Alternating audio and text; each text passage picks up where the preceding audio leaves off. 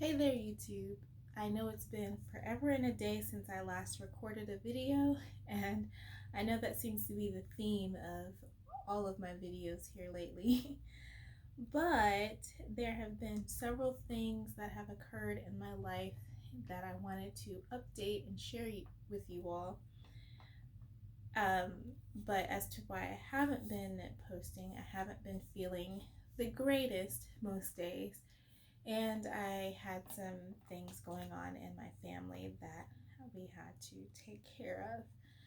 I don't wish to necessarily speak on that right now, but I planned to sit down and record this video several months ago, but because of me not feeling well and everything going on, it just didn't happen. Initially, it was supposed to be broken up into different segments, but because of the current timing, I might just do majority of it today and maybe another portion later on. I decided to go ahead and sit down and do it now because in the midst of this COVID-19 and quarantine, actually today in my state, starting at 5 p.m. Central Standard Time, we have been issued a shelter in place that will be in effect until 30 April. Unfortunately, I am essential personnel, so I will still have to go out in the streets and just pray every day that I do not contract the virus. But yeah, I'd have to go to and from work every day, still make grocery store stops and gas. So keep me in keep me in your prayers. I'll keep you all in mine.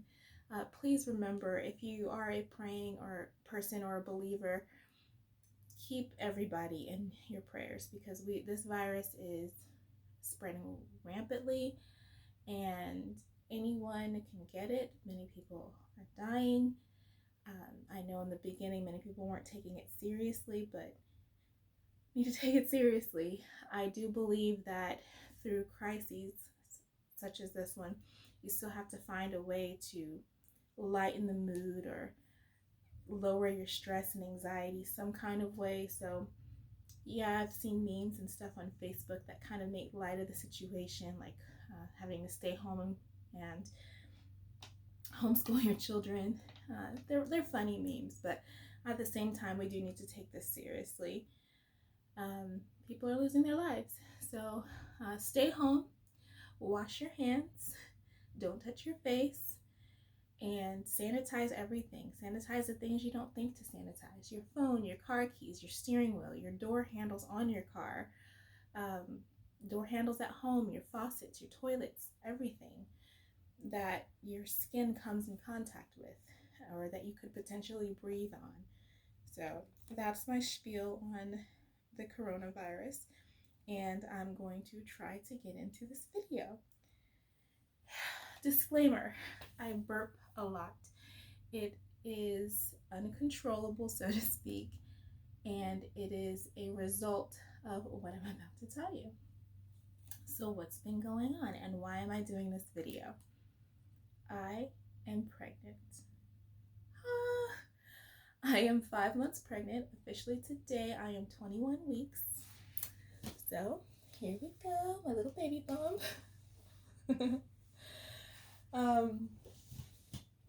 So yeah, that's what's been going on lately and why I haven't been feeling well or filming videos or working out or anything like that.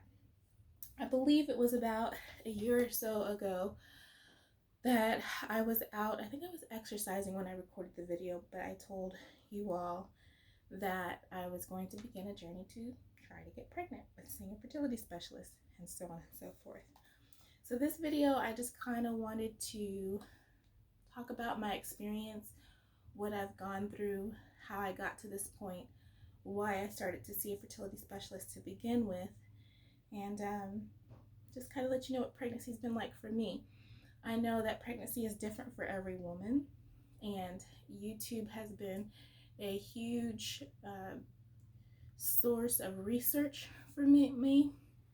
Excuse me, I can't talk. It's been a huge source of research for me, and then just seeing other women's accounts and just to prepare and just gain knowledge, because the books are great, the apps are great, but there's nothing like real life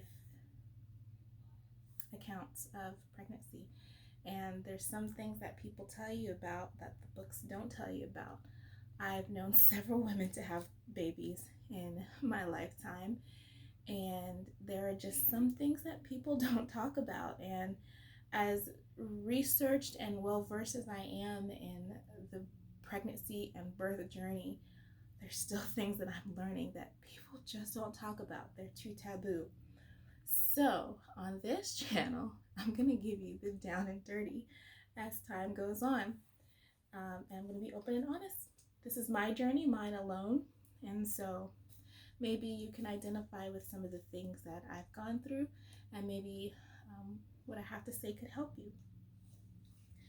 All right, that was probably the longest introduction to a video ever, but let's go ahead and get started. Now, I have some notes here, but they're in no particular order because I just jotted things down as I thought about them. And like I said, I had planned to do this months ago, and I just hadn't sat down to organize it.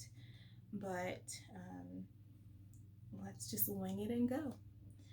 So let's talk about the beginning. In the beginning, I want to say it's been about 12 years ago when I decided that I wanted to actively pursue having a child. Now, when I was younger, I always said that I wanted to be done having my children before the age of 30. I was married at a very young age. I think I got married at 22. The marriage didn't last very long, and we did not get pregnant. When we got married, we decided that we were going to be married for a year before we started trying, just to spend that time to get to know each other as a couple, husband and wife, before we introduced children into the mix. It didn't last a year. So therefore the children never came. And after that, you know, I had relationships here and there, but wasn't really thinking about children. When I got to about age 25, 26, I learned that I have a condition called endometriosis. And endometriosis is a condition or a disease where the lining of your uterus, the endometrium, the cells from that grow outside of the uterus in different parts of the body. So whenever I have my period, not only do I bleed or shed the lining of my uterus, it also bleeds from those cells that have found their way outside of the uterus. And it's very painful, okay? Period cramps are normal, but endometriosis cramps are a different level. I started my first period when I was 12 years old, and I want to say by the time I was 15, that's probably when my endometriosis kicked in. I didn't know about it, never heard of it before, didn't know it was a thing, just thought I had bad cramps. Mom took me to the doctor, and they prescribed me 800 milligram Motrin, to which I was taking 2 a day. Now that's a lot of Motrin, and I did that probably for the first 3 days of my period. To this day, Motrin does nothing for me because I took it for so long in such high doses to deal with my pain. So fast forward a few years, like I said, 25, 26, it got so bad. And actually before that, it was bad when I was in the military, and I went to the emergency room several times, and people probably just thought I was crazy and said, just go home, take some Motrin, drink some water, and lay down. Those of you that have been in the military know what I'm talking about. But anyways, so that was that. I got diagnosed when I was about 25, and I had a surgery to remove the scarring as a result of the endometriosis. So the scarring from that occurs because when you have those endometrium cells outside of your uterus, it is recognized in your body as something foreign.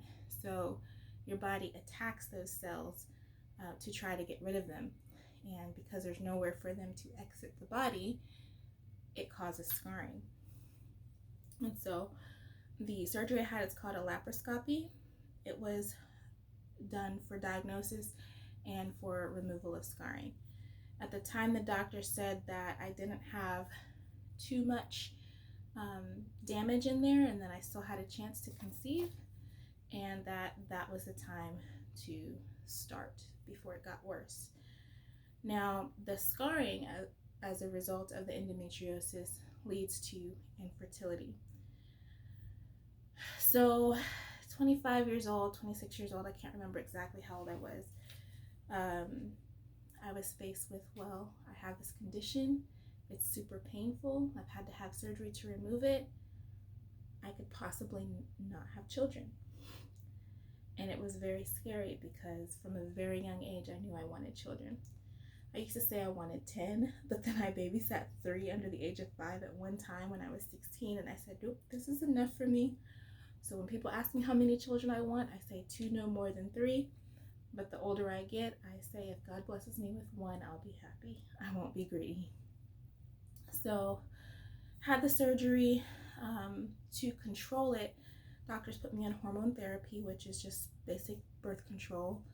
And because the way they prescribed it to me, I wouldn't have periods. Therefore, I wouldn't ovulate and I wouldn't have periods. Like I just said. Therefore, the scarring wouldn't come. When I found somebody that was willing to try to conceive with me, of course, I got off the birth control, tried the conception thing, never got pregnant. Things didn't work out with that person. Here I was stuck with these horrible cramps again. Endometriosis returned with a vengeance, even after the surgery.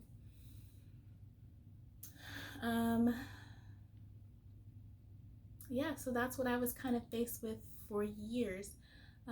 Actually, in 2 weeks, I'll be 34 years old. So this has been, 10 years. Yeah, a little over 10 years. Or almost 10 years. My math is horrible, but you guys know what I'm saying. Yeah, so this whole time, I have been trying to conceive on and off. When I had a partner that was willing to try with me, and to no avail. Doctors continued to put me on hormone therapy in the times where I was single and wasn't doing anything to get pregnant. So it was to control the endometriosis. So that's that story. Moving on to a little more present. About a year ago, I'm still single, and I don't know what's in the future for me as far as a relationship, but I knew that I wanted to have children. And endometriosis and age are 2 factors stacked against me. Endometriosis, because the longer it goes continuing to grow scarring and whatnot, the chances of infertility increase. Age, like I said, I'm almost 34 years old. I'm approaching what they call advanced maternal age, in which the quality of your eggs drastically decreases, and also the number of eggs. Of course, the older you get, then there's more risk with the child having birth defects. If that's the case, God bless me with the child, and so I'm happy, and I will still love and take care of that child. But that's just something that comes along with age, as well as multiples. When I was younger, I would have been cool with twins. At 34, as a single parent, I'm good with just one. But anyways, so I was really getting to the point that I really wanted children. So I consulted the doctor and I said, hey, this is what I want to do. What are my options? And my OBGYN, well, she was gynecologist, she wasn't OB. She said, you need to start trying to have a child now. I had never heard a doctor tell me that before. Many people, doctors, are in the mindset of, you're still young, blah, blah, blah, blah, blah. I may still be young, but for conception age, I'm approaching not so young, and then I have the endometriosis that's also stacked against me. Excuse me, I told you I was gonna burp. I'm sorry. So she told me to go ahead and get started, and I said, well, I don't have a partner right now, and it's kind of hard to get pregnant without that second part of it. So I went to see the VA, and if you guys wanted to know, the Veterans Administration Hospital, and they referred me to a local fertility specialist. Godsend. I went to them, and I had been seeing them for a couple months. In the first couple months, they just run a lot of tests. They do genetic testing, infectious disease testing. They test your hormone levels and to make sure that you're producing eggs and the right hormones and whatnot. So can't tell you how much blood I got drawn. And then I had a procedure done called a hysterosalpingography. Hysterosalpingography. Oh gosh, it's hard to say. But they call it an HSG. And what that is, you go into the hospital, and it's done by x-ray, and they insert a dye into your uterus, and the dye spreads through your uterus and flows out through your fallopian tubes and just kind of empties into your body. And while the dye is inside, they have the screen to where they can see if there's any blockages or anything in there that could, potentially prevent you from getting pregnant, scarring or whatever. Thankfully, mine was clear, as the doctor said, but that dye that they insert also flushes out anything that may be there. So I don't know what the case was, but I'm gonna say with that procedure and God, I was able to get pregnant very soon after. So, like I said, I'm single, and so it just happened, fun night with someone, and I got pregnant. Now, I was at the step where they were going to start giving me injections to produce eggs so that they could extract the eggs and I could get donor sperm, and they could do it in vitro or IUI. In vitro is when they retrieve the egg from your body, insert it with a sperm, and put it back into your body and wait to see if the egg implants or the embryo implants. IUI is intrauterine. I can't remember the other part. But anyways, that is when they take sperm and inject it into your vaginal canal, into your uterus, and hope that the sperm gets to the egg. It's a more direct way for the sperm to get to the egg than through traditional intercourse. So whichever one was going to work out, that's what we were going to do. So that's the step that we were at after my HSG procedure. It just so happened, like I said, that one fun night and I got pregnant. I won't go into the details of that. It's really a funny story though. But anyways, so here we are. I conceived in November, and it is now April, and so I'm 5 months along, a few more months to go. The little one moves around. Yeah, so I'm gonna stand up to show you guys the bump because I've done a few takes of this video, so I don't remember if it's in this one or not. Forgive me if it is, but I'm gonna show you again because I'm so excited. I started to pop roughly around 17, 18 weeks. So yeah, here I am. That's my little one. So I don't know what the sex is yet because I'm supposed to be doing my baby shower in May, and along with that, a gender reveal. Of course, with the COVID-19 going on, it's still up in the air.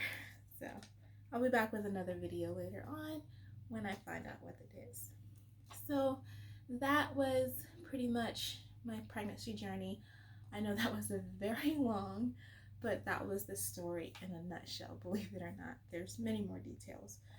But yeah, so that's how I got pregnant. And I think I'm gonna end the video here and do another one later on about what I experienced up to this point. I'll tell you guys how I found out I was pregnant, what my symptoms were, what were my indications, and some of my anxieties, my worries, and we'll go from there. So thank you all for joining me on this first part of my pregnancy journey, and I hope you come back for more. God bless. I pray for you and your family and everyone affected by this COVID, and I challenge you to do the same thing. And I will see you all in the next video. God bless.